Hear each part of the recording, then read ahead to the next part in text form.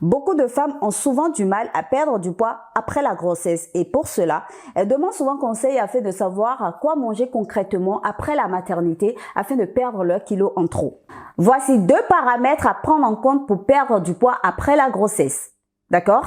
Et si vous restez jusqu'à la fin de la vidéo, je vais ajouter un 3e paramètre qui est un bonus. C'est le Saint Graal que vous allez mettre en implémentation pour rendre votre perte de poids efficace après la maternité. Salut, bienvenue sur Bien-être au quotidien. Je m'appelle Comfort Adeyema si tu ne me connais pas et sur cette chaîne, je parle de bien-être. Je prends le bien-être ici comme étant un style de vie car je suis convaincue que c'est grâce à des gestes plus sains au quotidien que tu vas réussir à adopter une bonne hygiène de vie. Alors si tu t'inscris dans cette dynamique, si tu veux améliorer ta santé tout en gagnant en énergie et en vitalité, tu es au bon endroit. Abonne-toi à la chaîne, pense à activer la cloche pour être notifié dès que je poste une nouvelle vidéo et surtout partage massivement les vidéos de la chaîne, ainsi tu permettras à d'autres personnes de profiter de mon contenu.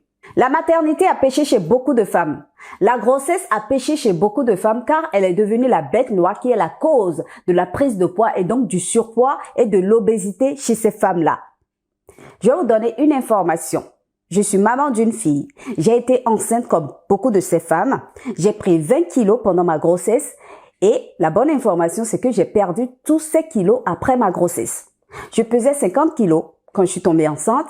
À la fin de ma grossesse, j'étais à 70 kilos et j'ai perdu tous ces kilos après ma grossesse. Je suis revenue à 50 kilos après ma grossesse. Aujourd'hui, je suis dans un processus de prise de poids. Donc, je fais aujourd'hui exactement 56 kilos, mais sachez que j'ai perdu mes 20 kilos après ma grossesse. Donc, si j'ai réussi à perdre mes 20 kilos de grossesse, ça veut dire que toi aussi, tu peux réussir à perdre tes kilos en trop que tu as pris pendant la grossesse. Donc, le fait d'accuser la grossesse ou la maternité comme étant la cause de son surpoids ou de son obésité est une fausse excuse. C'est une fausse excuse dans la mesure où tu as simplement négligé ton bien-être et ta santé pendant et après ta grossesse. C'est pour cela qu'après la maternité, tu es en surpoids. C'est aussi simple que cela.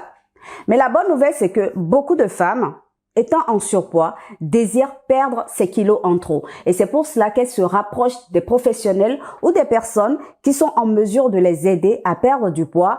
Elles se rapprochent de ces personnes-là et leur demandent conseil afin de savoir quoi manger concrètement après la grossesse pour perdre tous les kilos en trop qu'elles ont pris pendant la grossesse. Si je dois répondre à la question, que faut-il manger après la grossesse pour perdre ces kilos en trop? Ma réponse pourrait être, ce qu'il faut manger peut être n'importe quoi. Oui, ce qu'il faut manger peut être n'importe quoi dans la mesure où ce n'est pas ce qu'on mange qui compte. Ce n'est pas le type d'aliment qui compte. Ah ben, si ce n'est pas le type d'aliment qui compte, qu'est-ce qui compte alors? Les 2 paramètres que je vais partager avec toi dès à présent. Le premier paramètre, c'est l'objectif du déficit calorique. L'objectif principal pour perdre du poids est le déficit calorique. Qu'est-ce que ça veut dire concrètement? Ça veut dire simplement que l'énergie que tu apportes à ton corps, l'énergie quotidienne que tu apportes à ton corps doit être inférieure à l'énergie que tu dépenses. En d'autres termes, tu dois dépenser d'énergie plus que tu consommes dans la journée. Ton corps doit dépenser plus d'énergie que ce que tu lui apportes dans la journée. D'accord? Donc, ça veut dire simplement que pour perdre du poids, tu dois être en déficit calorique. Une information capitale que je voudrais te partager aujourd'hui et que je souhaiterais que tu retiennes une fois pour de bon si tu es en surpoids, c'est que lorsque tu es en surpoids, ton métabolisme est plus rapide que celui qui ne l'est pas. Pourquoi? Tout simplement parce que tu as plus de gras à brûler. Ce faisant, normalement après la grossesse, il y a de la matière à perdre du poids. Puisqu'on prend du poids, on prend des kilos en trop. Il y a du gras qui est dans notre corps, qui est installé dans notre corps et il y a de la matière à perdre efficacement du poids. Donc, il n'y a pas de raison que tu n'arrives pas à perdre tes kilos en trop après la grossesse. Il n'y a pas de raison que tu n'arrives pas à perdre du poids après la maternité. Mais pour cela, il faut que tu t'arranges à avoir un déficit calorique journalier.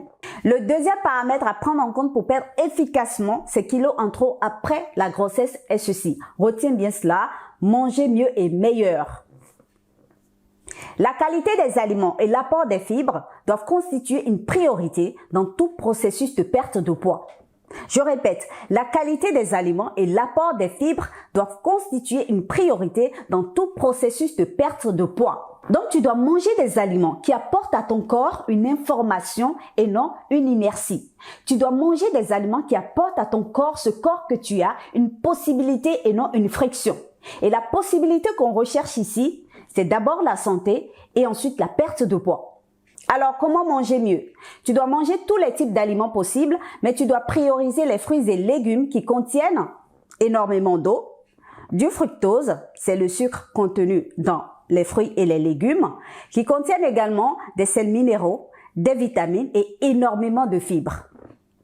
Tous ces éléments que je viens de citer sont indispensables pour le bon fonctionnement de ton corps. Tous ces éléments que je viens de citer apportent de la vie à ton corps. C'est pour cela que tu dois prioriser ces aliments-là. Ces aliments qui contiennent énormément de fibres. Après avoir donné naissance à un bébé, tu dois être certaine de ne pas priver ton corps de fibres. Tout simplement parce que les fibres facilitent la digestion et évitent d'être ballonné et gonflé. Tu comprends maintenant pourquoi est-ce que tu dois être nourri d'aliments contenant énormément de fibres? Eh bien voilà. Merci de noter ceci. Les fruits doivent être mangés dans un estomac vide. En l'occurrence, le matin, en collation ou en goûter.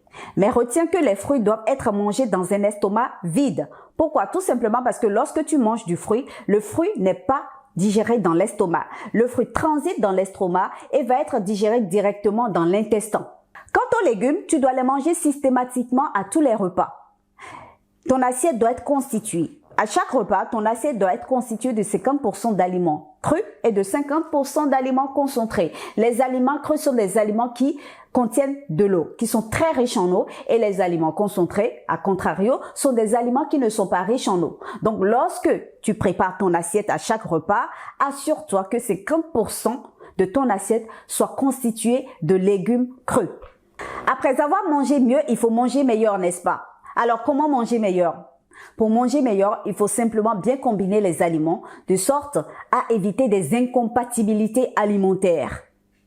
La combinaison des aliments, la bonne combinaison des aliments, c'est un principe de santé qui est indispensable. Je t'invite à aller regarder la vidéo que j'ai consacrée à cela. Je vais te la mettre dans la description. Regarde cette vidéo et implémente toutes les informations dans cette vidéo. Je t'assure que si tu le fais, tu vas non seulement améliorer ton état de santé, mais également, si tu es en surpoids, tu vas dégonfler considérablement. Donc, je disais tantôt que pour manger meilleur, il faut simplement bien combiner les aliments de sorte à éviter des incompatibilités alimentaires. Alors, quels sont les aliments qu'il faut associer ensemble et quels sont les aliments qu'il ne faut pas associer ensemble? Il faut dissocier les protéines des hydrates de carbone, c'est-à-dire quoi? Dissocier tout ce qui est protéines de tout ce qui est amidon, tout ce qui est céréales, tout ce qui est féculent. Ne pas mettre dans la même assiette de la pomme de terre et de la viande par exemple, de la pomme de terre et du poisson, du riz et du poisson, de la banane plantain et de la viande, de la banane plantain et du poisson, etc., etc. Il faut dissocier les protéines des céréales et ça vous permettra d'avoir une très bonne combinaison alimentaire. Il faut dissocier les céréales des fruits dans la même assiette. Par exemple, lorsque je considère ce petit déjeuner, les flocons d'avoine, d'accord? Et lorsqu'on met du flocon d'avoine, on ajoute du lait qui est déjà une protéine. Tu ajoutes du lait à des flocons d'avoine qui sont quoi? Qui sont des céréales et tu incorpores à l'intérieur de ce mélange, tu incorpores encore des fruits. De la fraise, framboise, myrtille, etc. Donc, ce mélange va créer des incompatibilités alimentaires dans ton ventre parce que le fruit est déjà sucré, contient du fructose qui ne va pas ensemble avec des céréales, qui ne va pas ensemble avec de la protéine. Les céréales ne sont pas compatibles avec le sucre. Or, le fruit est sucré. Donc, ce fructose contenu dans le fruit le rend sucré. Ensemble avec les céréales, ça ne fait pas bon ménage dans ton estomac. Le sucre contenu dans le fruit mélangé à du lait, ça ne fait pas bon ménage dans ton estomac. La protéine, le lait contenant de la protéine mélangé avec les flocons d'avoine, ça ne fait pas bon ménage dans ton estomac. Tout ce mélange va créer des incompatibilités alimentaires dans ton estomac qui va entraîner l'acidité, la fermentation et l'inflammation. Il faut dissocier dans ton assiette les graisses des protéines. Pourquoi? Tout simplement parce que la graisse inhibe la digestion des protéines. Toutefois, lorsque tu veux manger ensemble des graisses et des protéines, il faut manger en même temps un grand bol de salade. Parce que la salade viendra annuler l'effet d'inhibition réciproque des graisses et des protéines. Une chose très importante que tu dois également faire, c'est que tu dois t'assurer de prendre le dessert au moins 2h30 après chaque repas. C'est-à-dire que après chaque repas, tu dois attendre au moins 2h30 avant de manger ton dessert.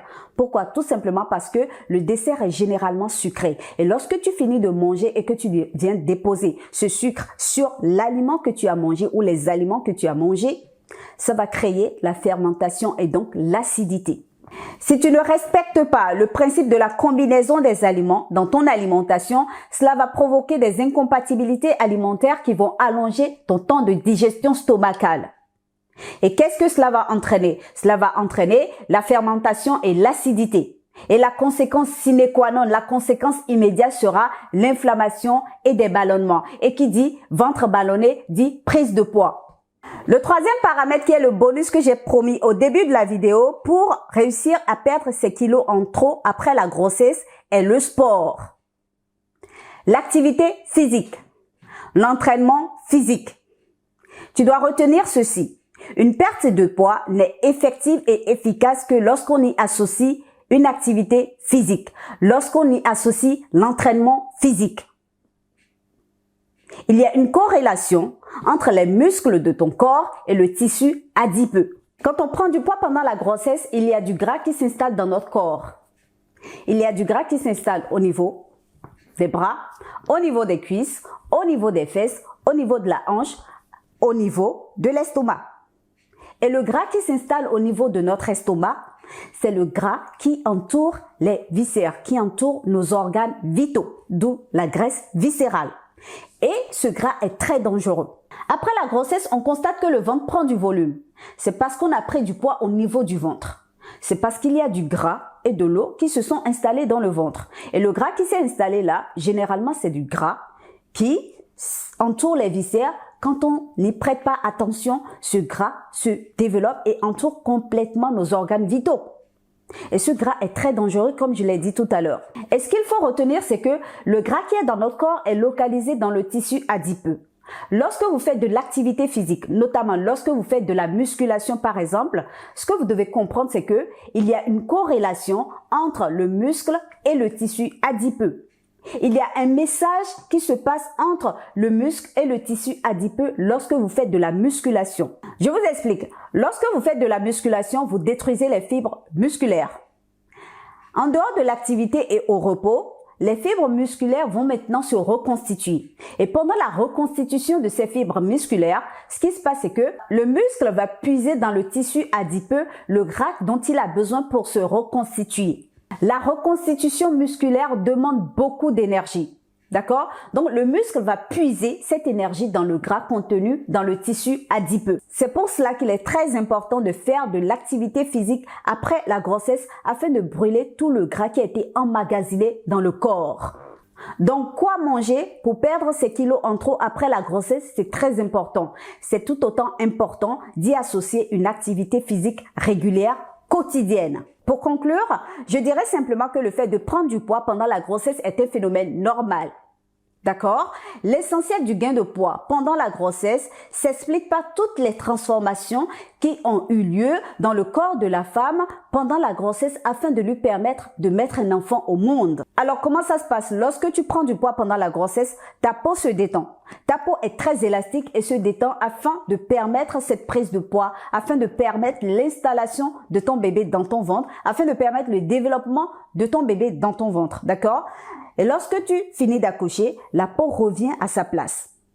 La peau revient à sa place. Seulement que ce qu'on constate, c'est qu'elle devient flasque. Mais je te promets qu'au fil des jours, avec une bonne alimentation et bonne activité physique, la peau va revenir complètement à sa place et cette peau flasque que tu as après la grossesse va disparaître. Et tous tes kilos en trop, tu vas les perdre si tu as une bonne alimentation et que tu fais régulièrement de l'activité physique. Voilà, c'est la fin de la vidéo. Dis-moi ce que tu en penses dans les commentaires. N'hésite pas à la liker, n'hésite pas à la partager massivement afin de permettre à d'autres personnes d'en profiter. Abonne-toi si ce n'est pas encore fait. Active la cloche pour être notifié des prochaines vidéos qui arrivent. Et sur ce, prends soin de ton bien-être au quotidien. On se dit à très vite pour une nouvelle vidéo.